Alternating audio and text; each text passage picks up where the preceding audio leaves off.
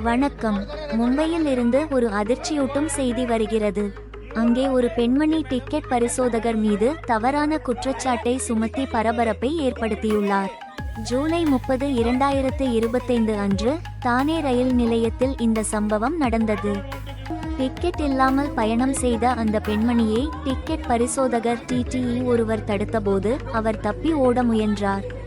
அப்போது மூத்த டிடி ஆன திரு பிரகாஷ் போஸ்லே என்பவர் அவரை தடுக்க முயன்றபோது அந்த பெண்மணி அவரை தகாத முறையில் தொட்டுவிட்டதாக போய் குற்றச்சாட்டை சுமத்தினார்.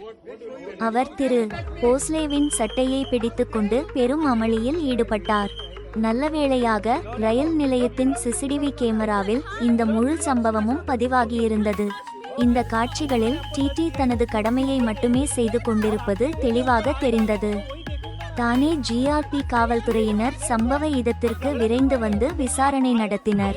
ஆய்வாளர் ஏ.கே. பாட்டீல் சிசிடிவி ஆதாரங்களின் அடிப்படையில் பெண்மணியின் குற்றச்சாட்டுகள் ஆதாரமற்றவை என்று உறுதிப்படுத்தினார்.